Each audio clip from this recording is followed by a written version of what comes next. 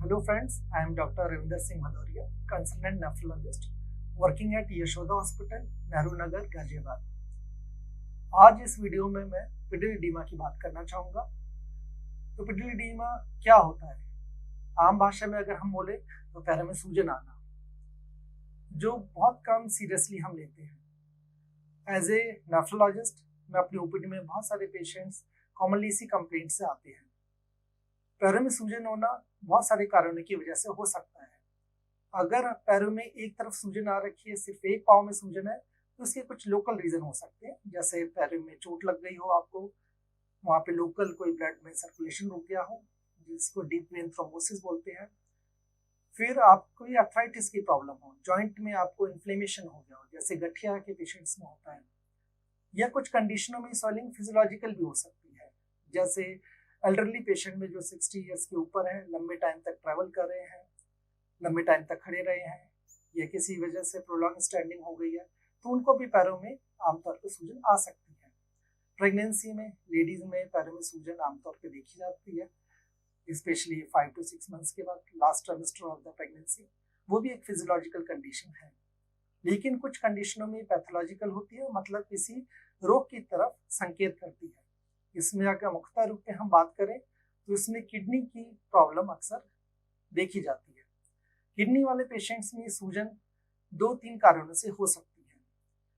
Kidney में अगर nephrotic syndrome नाम की बीमारी है, इसका मतलब अगर आपको यूरिन में से प्रोटीन की लीकेज की समस्या है, जिसमें आमतौर पे 3 या उससे ज्यादा ग्राम प्रोटीन एक दिन में यूरिन के द्वारा शरीर से बाहर जा रहा है, तो इसमें शरीर में प्रोटीन की मात्रा कम हो जाती है और पेशेंट को पैरों में सूजन या चेहरे पे भी सूजन सुबह के टाइम दिख सकती है। या क्रोनिक किडनी डिसीज पेशेंट्स में, जहाँ पे किडनी इतनी 60 to 80% डैमेज हो जाती है, तो शरीर में पानी इकट्ठा होने लगता है, और ये पानी अक्सर इकट्ठा होने की वजह से पेशेंट को चेहरे पे सूजन दिख सकती है या पैरों में, और जो काफी हद तक कंट्रोल करना मुश्किल होता है।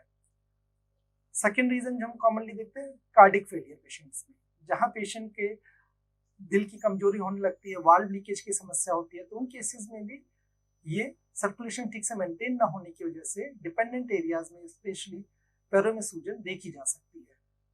लीवर फेलियर पेशेंट में अमूमन प्रोटीन की काफी कमी होने लगती है, तो ये सूजन पैरों के अलावा पेट में भी दिखने लगती है, पेशेंट का पेट फूलने लगता है।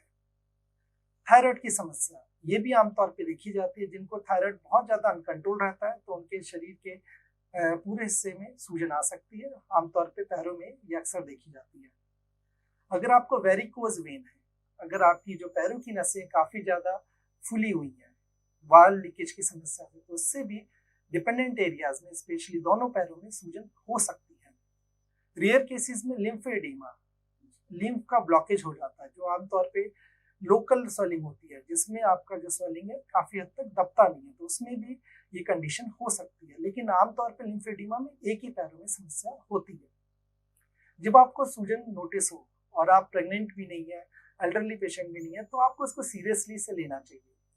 आमतौर पे जब स्वेलिंग होती है तो हम पेशेंट को बोलते हैं कि ज्यादा चले नहीं, रेस्ट करें। अगर ये लोकल स्वेलिंग है चोट की वजह से, किसी इन्फेक्शन की वजह से, तो पेशेंट को आमतौर पर इमोबिलाइज होने के लिए बोलते हैं, वहाँ पे लोकल कोल्ड कंप्रेशन देना पड़ सकता है। अगर ये चोट की समस्या है, लोकल बैंडेज करना पड़ सकता है। पेशेंट को कुछ एंटी इन्फ्लेमेटरी एनाल्जेसिक्स देते हैं, जिससे कि लोकल स्वेलिंग या अर्थराइटिस ठीक हो जाए।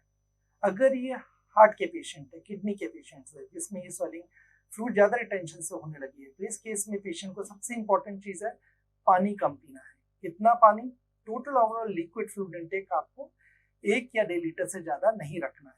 साथ में आपको नमक की मात्रा एक दिन में 3 से 5 ग्राम से ज्यादा नहीं लेनी है। इसके साथ में कुछ मेडिसिन पे पेशेंट को स्टार्ट किया जाता है, जिनको नॉर्मली हम डायरेटिक्स बोलते हैं। ये मेडिसिन की मदद से आपको पेशाब के द्वारा ये शरीर से पानी बाहर निकाला जाता है, जिससे कि पेशेंट को स्वेलिंग में कमी आने लगती है। फिर भी इससे भी अगर रिलीफ नहीं होता है, तो बहुत और मेडिसिन भी एड ऑन की जाती हैं, जो एक डॉक्टर के परामर्श से ही ली जा सकती हैं। और कुछ रेयर केसेस में, जैसे आमतौर पे किडनी पेशेंट्स में जो बहुत एडवांस स्टेज में पहुंचने लगते हैं, जहाँ पे उनकी यूरिन की मात्रा कम होने लगती है तो स्वेलिंग पूरे शरीर में फैलने लगती है, पेशेंट को ब्रीदिंग डिफिकल्टी हो सकती है और इसके लिए फिर हमें डायलिसिस की भी मदद लेनी पड़ती है। आमतौर पर स्वेलिंग की समस्या किडनी पेशेंट में, हार्ट पेशेंट में और लिवर पेशेंट में देखी जाती है। जब कभी भी आपको ऐसी समस्या हो तो आप सीरियसली लें, डॉक्टर से जरूर परामर्श करें, वो आपको एग्जामिन करेंगे, आपकी प्रॉपर हिस्ट्री लेंगे, आपका ब्लड प्रेशर चेक करेंगे, अकॉर्डिंगली डायग्नोसिस पे कुछ आपको बताएंगे और कुछ मेडिसिन आपको देंगे जिससे इस समस्या से निजात पाई जा सकती है। तो इस वीडियो में मैं आपसे सबको ये सलाह देना चाहता हूँ, पिलरी एडिमा का मतलब दोनों पैरों में सूजन आना, और इस सूजन के लिए आपको कारण जानना बहुत जरूरी है जिसको इसको हम ठीक तरीके से ठीक किया जा सके। Thanks a lot.